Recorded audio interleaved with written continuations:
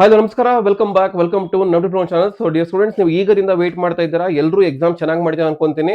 So I think ಈ ಸಲ exam paper ಈಸಿನೇ ಇತ್ತು, ಬಟ್ ಏನಂದ್ರೆ ಅಪ್ಲಿಕೇಶನ್ ಲೆವೆಲ್ ಜಾಸ್ತಿ ಕೇಳಿದ್ದ ಮ್ಯಾಥ್ ದ ಫಾಲೋಯಿಂಗ್ ಅಂತ. ಇದನ್ನ ತುಂಬಾ ಸಲ ಹೇಳಿದೆ ನಿಮ್ಗೆ, ಪ್ಯಾಟರ್ನ್ಸ್ ಹೆಂಗ್ ಬೇಕಾದ್ರೆ ಕೇಳಬಹುದು. Last time assertion, analogy, math the following ಕೇಳಿದ್ದ.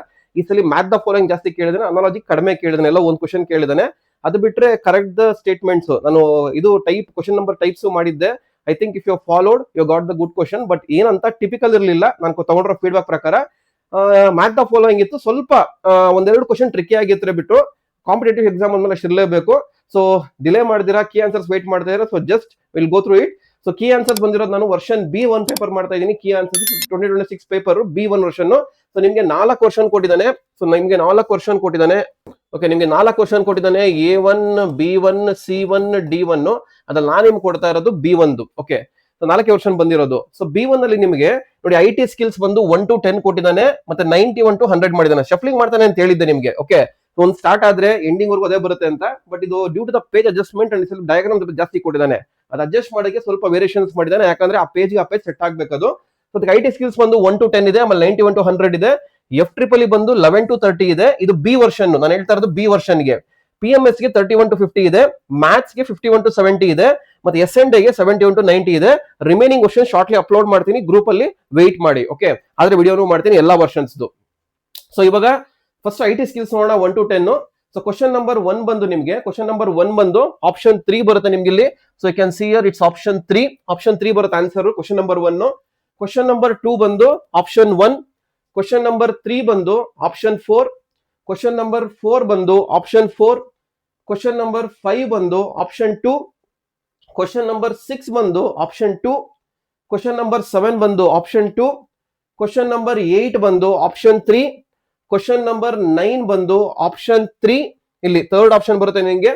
ಕ್ವಶನ್ ನಂಬರ್ 10 ಬಂದು ಆಪ್ಷನ್ 4 ಬರುತ್ತೆ. ಓಕೆ, ಸೊ ಇಷ್ಟು IT ಸ್ಕಿಲ್ಸ್ 1 to 10. ನೆಕ್ಸ್ಟ್ ಬರೋದು ನಿಮಗೆ F-triple.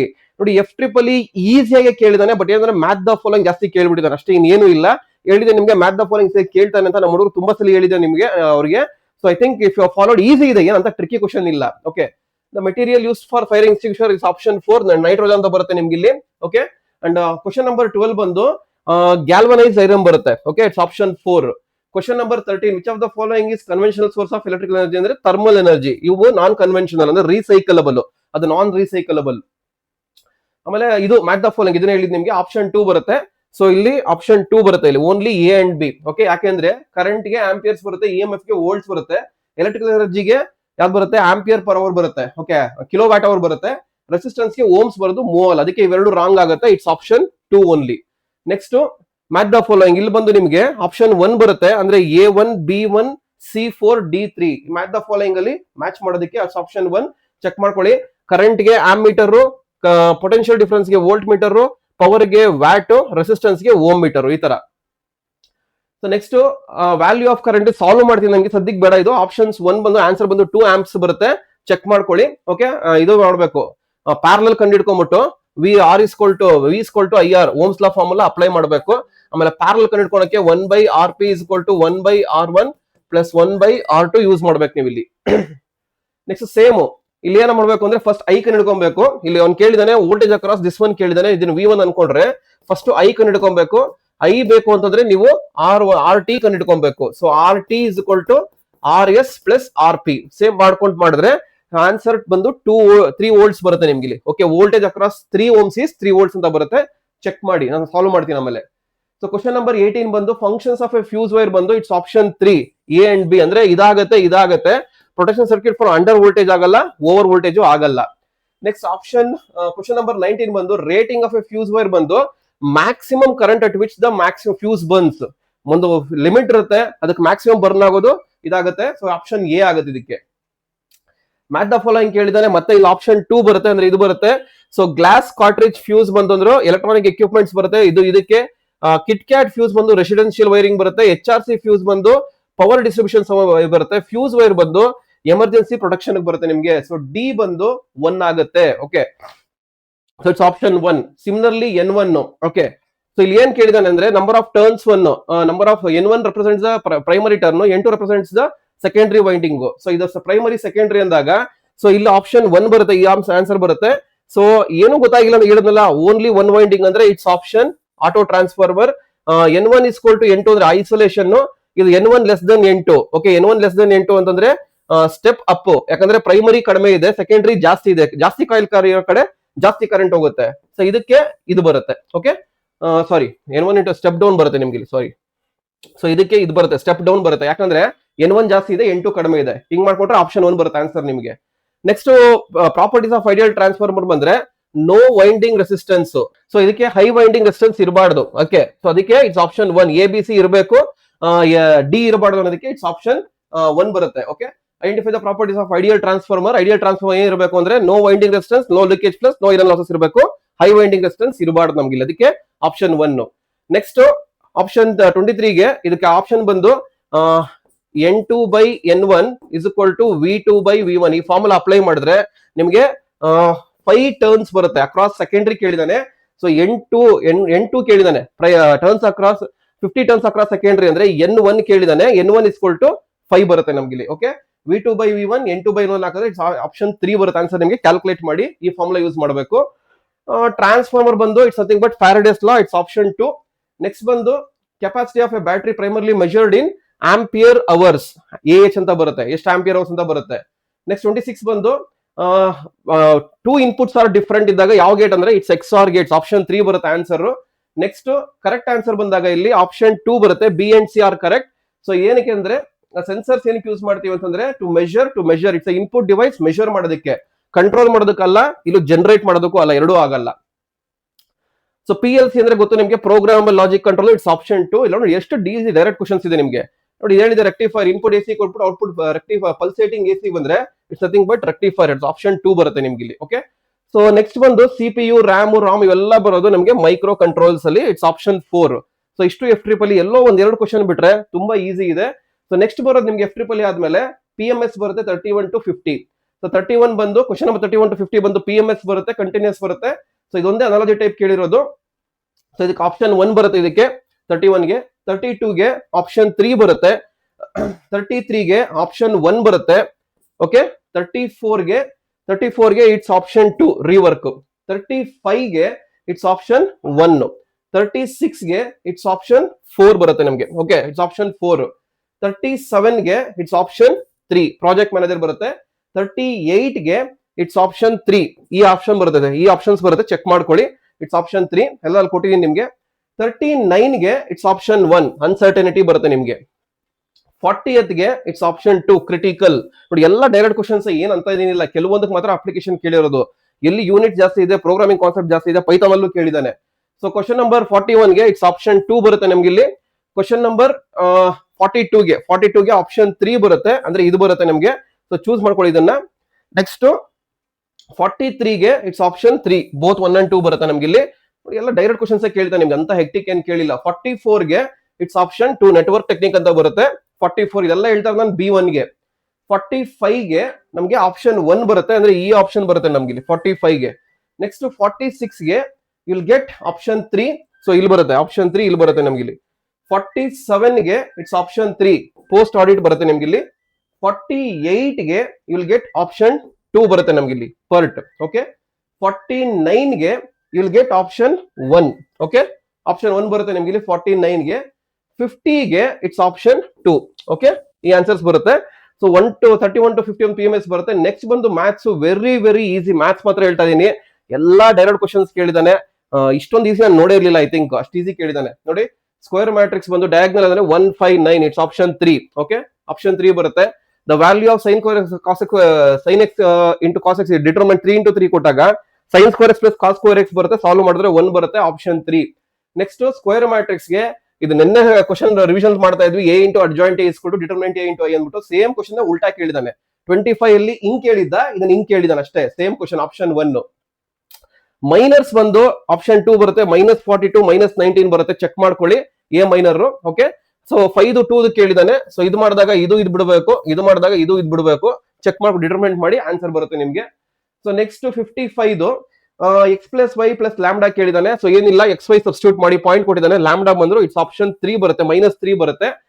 1 + 2 = 3 ಬರುತ್ತೆ, ಆ ಕಡೆ ಕಳಿಸಿದ್ರೆ -3 ಬರುತ್ತೆ, ಅಷ್ಟೇ ಕೇಳಿರೋದು.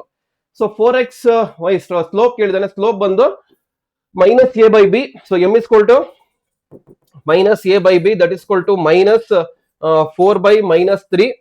It's something but cancel ಆದ್ರೆ 4 by 3 ಬರುತ್ತೆ ನಮಗೆ, 4 by 3 ಬರುತ್ತೆ. It's option A. ಎಷ್ಟು ಸಿಂಪಲ್ ಆಗಿ ಕೇಳಿದಾನೆ.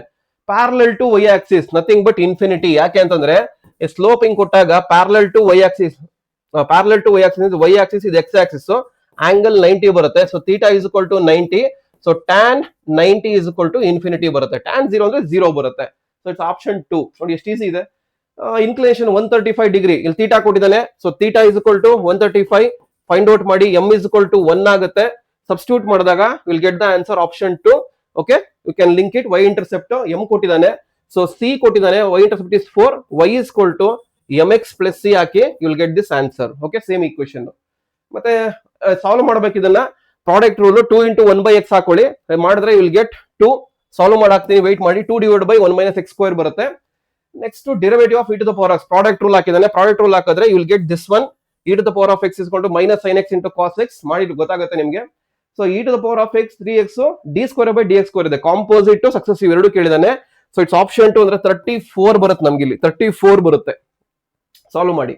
Rate of change of area, area is equal to pi r square ಬರುತ್ತೆ. So area is equal to pi r square ಬರುತ್ತೆ. ಅದನ್ನ ಡಿಫ್ರೆನ್ಶಿಯೇಟ್ ಮಾಡಿದ್ರೆ you will get 2 pi r. It's option 1.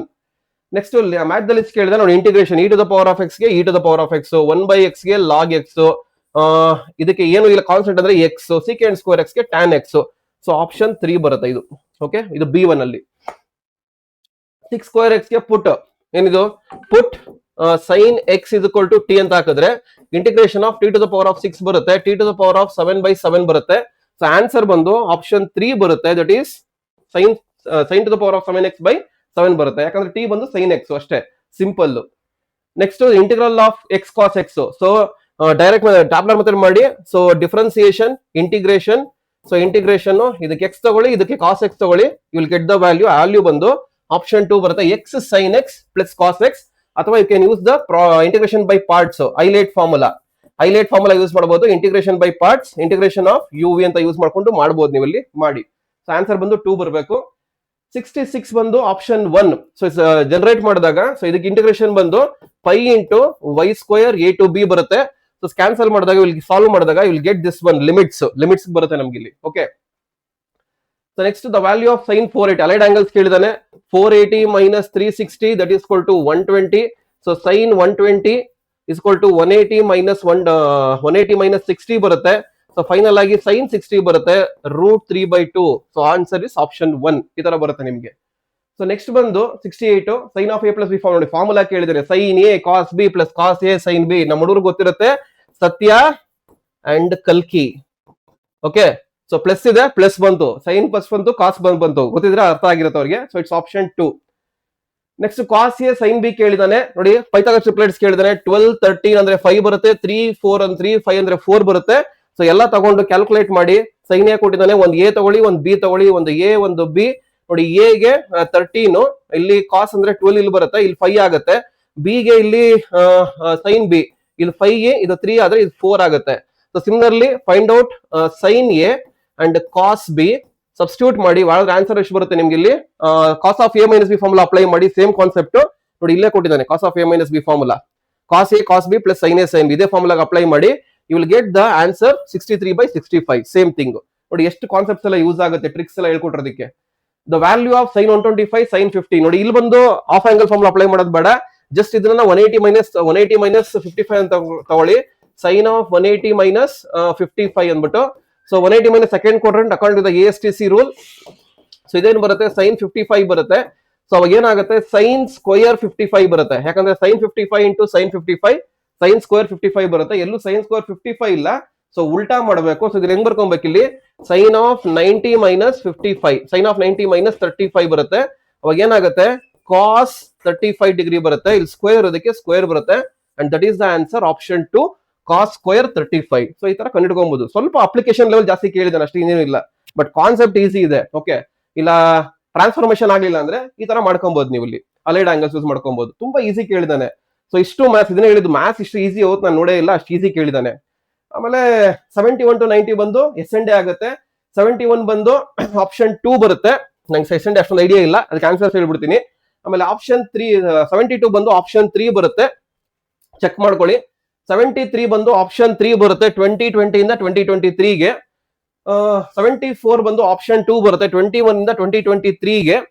Next 75 ಬಂದು option 4 ಬರುತ್ತೆ, answer ಬಂದು 17 ಬರುತ್ತೆ, check ಮಾಡ್ಕೊಳ್ಳಿ. ಆಮೇಲೆ 76 ಬಂದು ಆಪ್ಷನ್ 1 ಬರುತ್ತೆ, ಫಾರ್ಮುಲಾ ಕೇಳಿದಾನೆ, ಡೈರೆಕ್ಟ್ ಕ್ವಶನ್, ಇದಕ್ಕಿಂತ ಏನೇನ್ ಬೇಕು ಗೊತ್ತಿಲ್ಲ.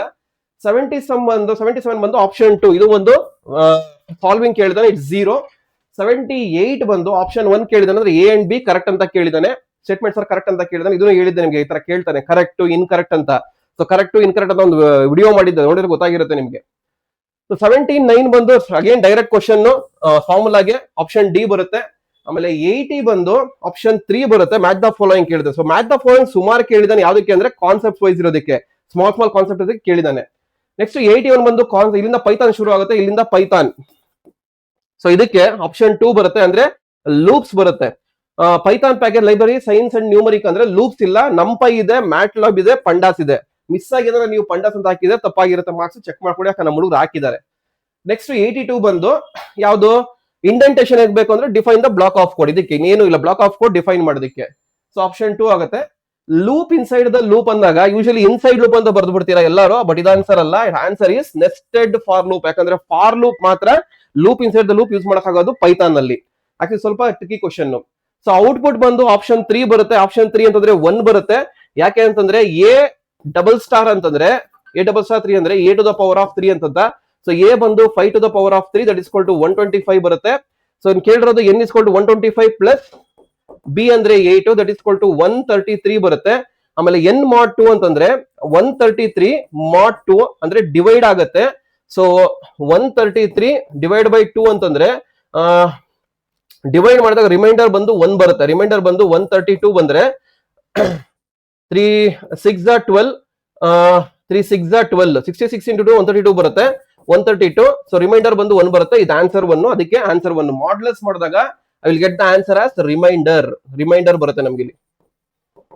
ಸೊ ಇದು ಸ್ವಲ್ಪ ಹುಡುಗರಿಗೆ ಗೊತ್ತಿರಲ್ಲ, ಇದು ಕೋಶೆಂಟ್, ಡಿವೈಡ್ ಮಾಡಿದಾಗ ಕೋಶೆಂಟ್ ಬರುತ್ತೆ, okay.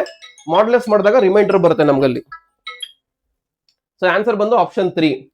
So next match the following ಕೇಳಿದಾನೆ. ಸೊ ಏನು ಇಲ್ಲ ಇಲ್ಲಿ ನಮಗೆ, ಕಾಂಪ್ಲೆಕ್ಸ್ ನಂಬರ್, ಇದು ಕಾಂಪ್ಲೆಕ್ಸ್ ನಂಬರ್, ಇದು ಬಂದು ಫ್ಲೋಟಿಂಗ್ ಪಾಯಿಂಟ್, ಇದು ಬಂದು ಸ್ಟ್ರಿಂಗ್, ಇನ್ನು ಉಳಿಯೋದು ಇಂಟೀಜರ್. ಸೊ ಆಪ್ಷನ್ 3 ಬರುತ್ತೆ ನಮಗೆ. ಇದು ಒಂದು ಹಿಡ್ಕೊಂಡ್ರೆ ಬಂದ್ಬಿಡುತ್ತೆ ನಿಮ್ಗೆ, ಮಾಡಿದ್ರೆ ನೋಡಿ ಇಷ್ಟು ಈಸಿ ಇದೆ.